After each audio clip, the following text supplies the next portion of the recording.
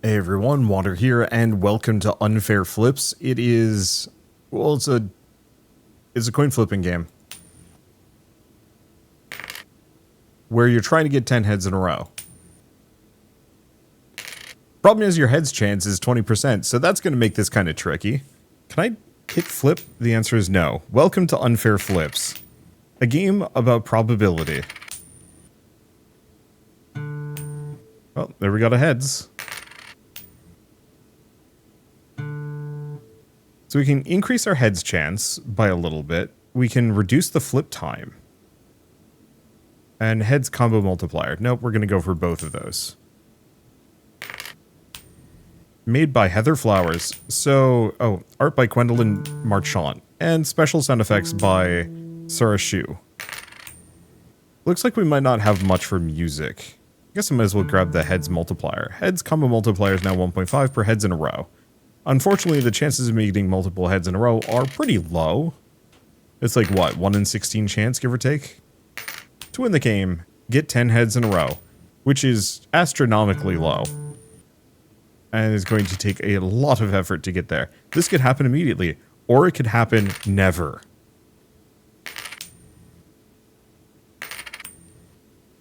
So upgrade base coin worth. A lot of these are expensive, and I'm only making a cent per, which is rough. Okay, well, for starters, I'm gonna go mad if I don't have music. I'm one of those people. So I don't know. Let's just turn on some pig step. Shout out to the, Chillcraft album by Helland.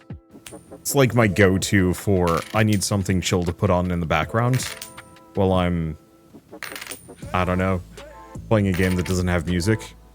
It might get music later on. This is the entire game. I love the honesty in that. The just like, ooh. We got 2 heads in a row. The absurdity. Ooh. Extra heads chance or... I'm gonna go for the heads chance. I have no idea if that's the correct choice. I think what I'd prefer to focus on is flip time more than anything else. Well, here's the thing. Okay, well that's probably not necessary. Let's set this up back up to like 100 milliseconds. There we go. Gonna just blink. I don't really know if I like using the auto clicker for this one. I could. It definitely would make my life easier, but I also recognize that that would suck. Just watching that thing flash constantly at that value.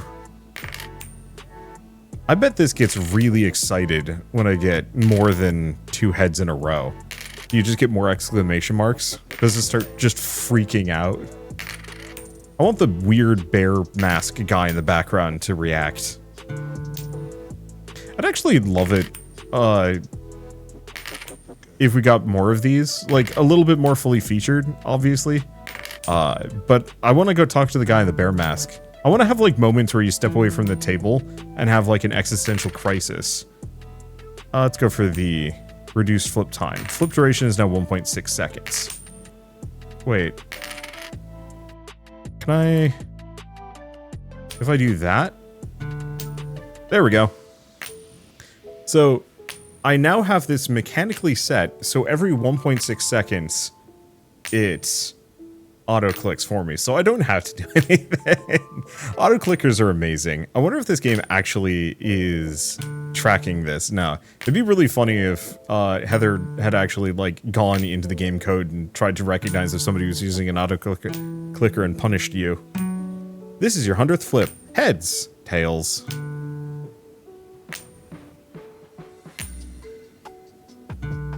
Well, I might as well get the... Do I want to go for the head combo multiplier? I don't actually. I think I want to go for the base coin worth next. We're close enough.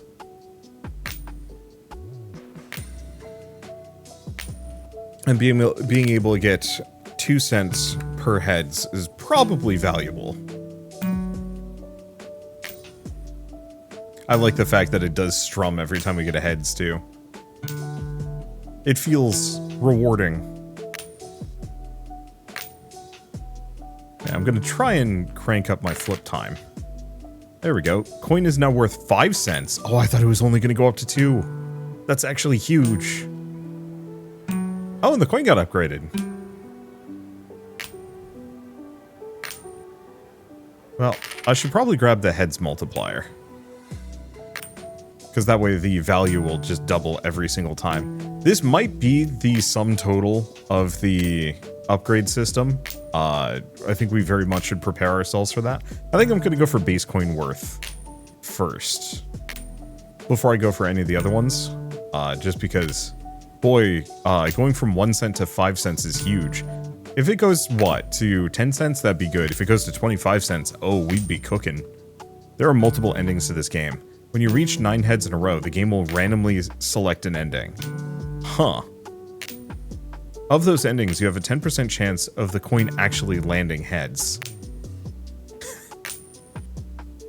What happens then? Do you just New Game Plus? Is there a New Game Plus?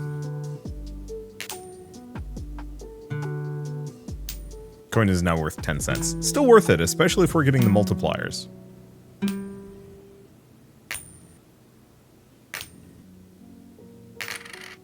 Okay.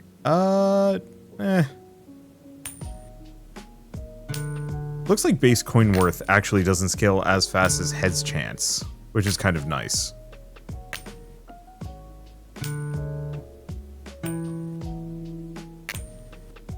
I love the fact that this has multiple endings. I have no idea what you do with that information. Okay, I'm gonna go for the multiplier. The flip time is good. And I think we want that. It's mostly just the... Especially if I'm on a chain, we want to go for that multiplier. Of course, now we're on a chain of misery.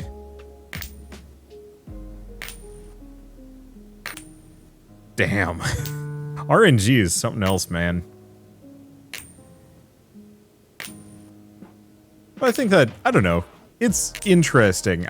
One part of my career has always, one aspect of my career has always been like, what is the, how low can I go?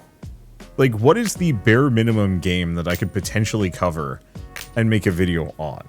And like, this is definitely down there. No like immediate disrespect to what this is. It's just the,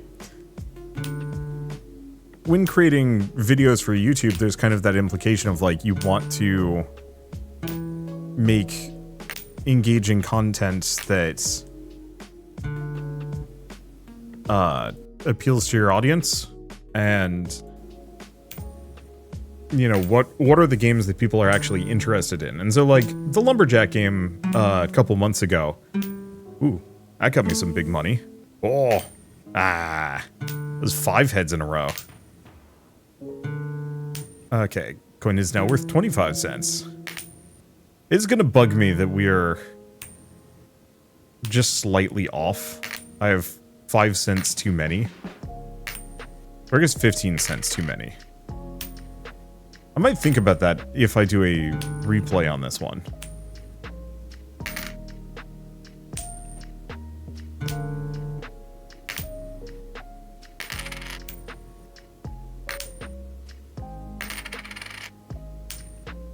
Interesting, it's not quite 1.4 seconds here. It's slightly off.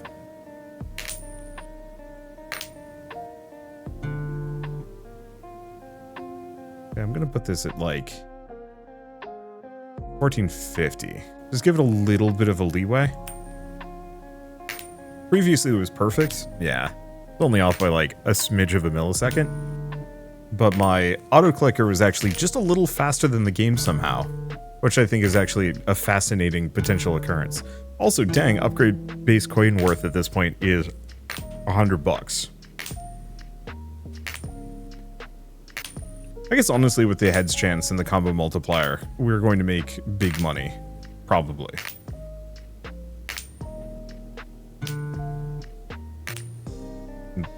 we have to get there. Do I want heads chance? Do I want combo multiplier? The combo multiplier gets me the most amount of money. The heads chance actually makes that possible, maybe. I do not know. But yeah, I don't know. I think it's just kind of an interesting idea of like, what is the bare minimum that anybody's audience would be able to accept as far as like content in a video? What kind of thing? And what actually appeals to people, and why is this video actually probably going to do well? Again, it's fascinating running into these questions. I think so much of it is the novelty of it. You know, I've played a couple of incremental coin flipper games. This is the first one to be as brazenly bare bones and bare bones and specifically like, how would I put it? It hates me. It is a game that despises my existence, presumably. And as a result of that, it makes it unique. It makes it novel. One problem I run into from like a creation standpoint is that there's a lot of games out there. There's too many games out there. And I can oftentimes feel like I'm just playing the same game that I already played with minor variations. This is true of a lot of things, a lot of media nowadays. I saw, who was it? I think people were talking about like, I'm going to butcher his name, but the composer for the Final Fantasy games, Nobuo Uematsu? Again, gonna butcher it. I've only ever read it, never heard it pronounced.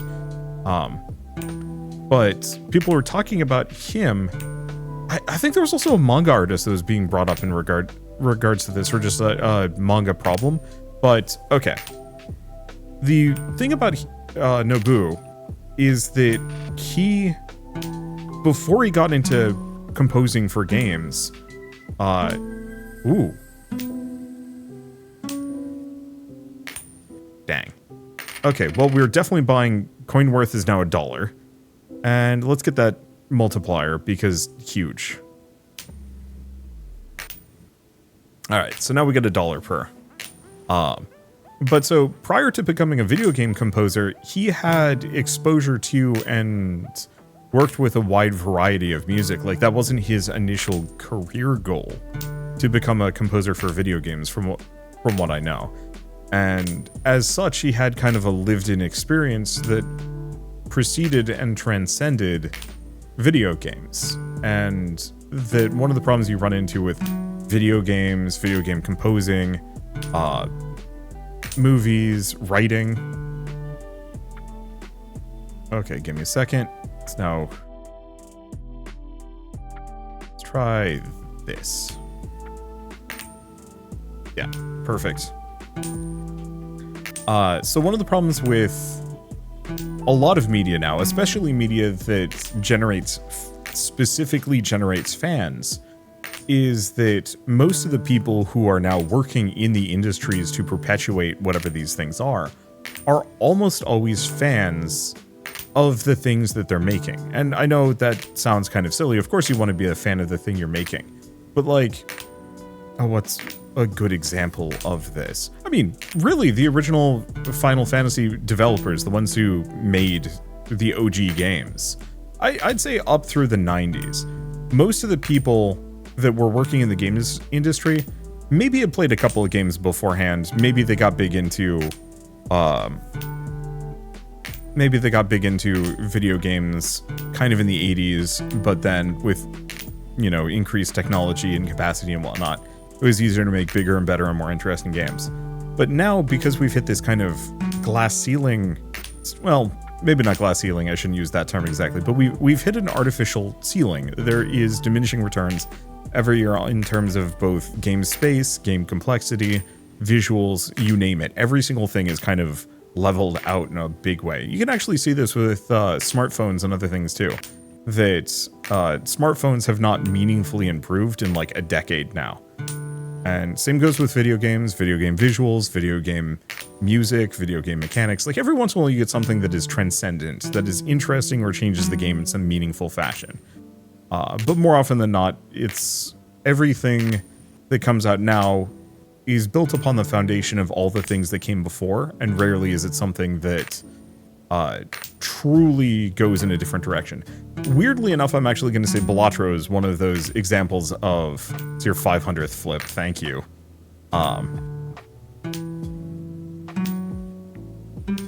Oop.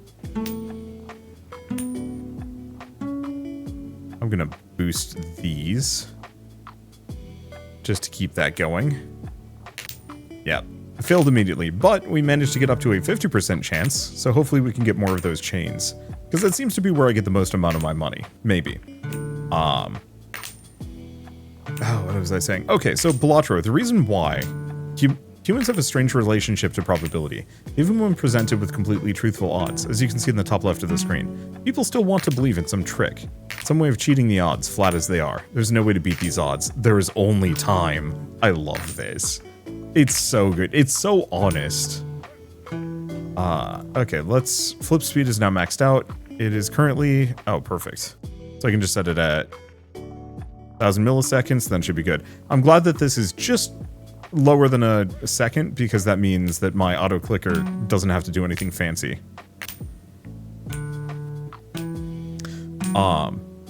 But Balatro, well, obviously inspired by other games, its primary inspiration was poker. And as part of that, it's like, how can you extrapolate poker into a, like, fully featured video game? And the answer is kind of clear within that. It's you make it into like a ridiculous score attack roguelike. And that was a really cool thing, and a lot of people really liked it as a result, go figure. And then it has spawned just this massive wave of games that are trapped in Balatro's shadow, because they're not trying to make Balatro, they're trying to make an homage to Balatro. And so this is true of like almost every single video game, every single Souls-like, every single Metroidvania, every single, you know, JRPG, tabletop RPG, whatever. So many of these things are so heavily based on their predecessors that it kind of becomes inescapable. Okay, so at this point, all we can do is just keep flipping until we hit that 10,000 mark and maybe get a higher chance. But even then, this is entirely up to time whether or not we're going to get this. And so, for me, I often feel like when I get a new game in my inbox or I see a new game coming out, the excitement that I used to have when I saw a game, you know, coming out and it looks cool, the visuals are nice, maybe the plot's interesting. When I was younger, and even like starting my career as a streamer, there were so many new and interesting things that it was constantly just running into stuff that I'd never seen before, never encountered before, never played before. And it was really exciting as a result of that. But the more of these games that you play and the more you can kind of see those lineages come through. Like, with enough effort, I could probably take any video game and vaguely guesstimate what the primary influences are, mechanically, stylistically, lore, you name it. And I'd probably only be half right. There's a lot of things that just kind of seep into public consciousness, and there's a lot of media I have not seen or played or experienced myself, and so it's very easy for me to like miss in that regard. But even then, if you keep tracing it back, everything goes back to Pong. Sorry. Everything still generally goes back to like a couple of core common games that people played back in the day, and it's very rare that you see lineages that failed kind of continue on. So I've been kind of obsessed with picking up some older games recently, especially like older middling success games, because I'm really curious to see how some of these could have gone if they had been the successful game instead. There's one, oh, I can't remember it. It was a Westwood-made hack and slash action RPG. Is it Nox? I think it's Nox. that was like a direct competitor to Diablo. Completely different style of game, completely different ideas behind it.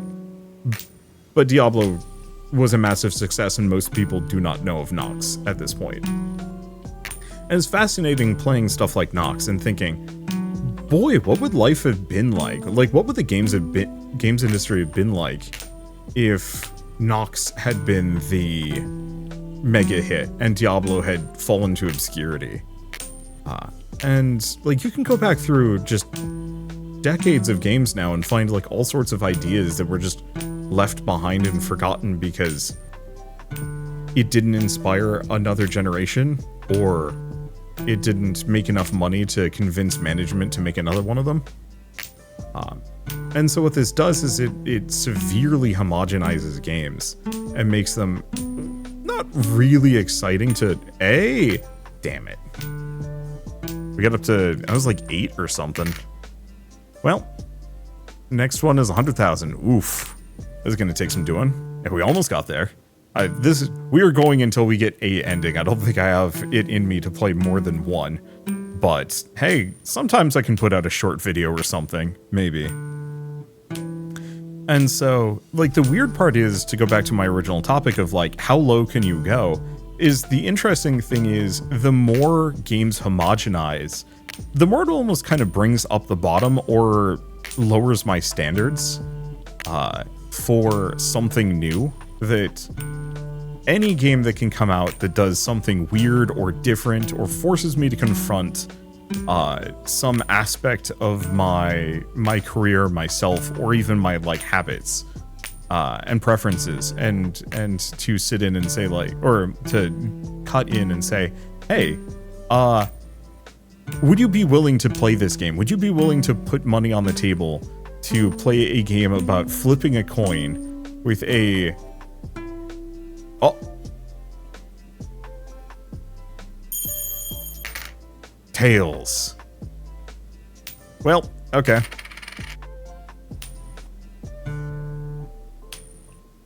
Would you be willing to play a game? Dang, we got close there. Would you be willing to play a game about flipping a coin over and over and over again in hopes of getting 10 flips in a row? And how many attempts would it take to actually get the 10 heads in a row? At 55% chance of success, even the 9 times in a row that I just did is actually like astronomically low from what I know. I mean, obviously it's a 50-50 on each flip, but to get them in succession like that is still like painfully low odds. And I like that. Like, it's interesting. The only other game that's ever made me confront statistics like this is like, what, maybe XCOM? And even then, it feels like XCOM is trolling you, always. Here it feels honest. I think it's because up front this game is like, yeah, this is there's no trick to this. The only way to get what you're looking for is to put just a potential absurd amount of time into it. And I don't know, that instantly makes it a much more compelling experience, even if it's one that I'm going to play for anywhere between 30 to 60 minutes and then no more. Because I don't know, it's like I'm being confronted with my own reflection and asked, like, is this really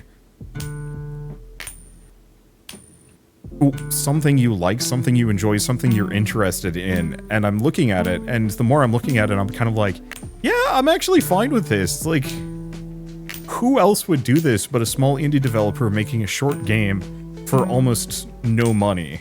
Just to be like, hey, we're all obsessed with RNG. Here's a game that slaps you in the face with it. And I think that's cool. I don't ever want to play another one of these ever again. Probably. But I say that, but like... Oh.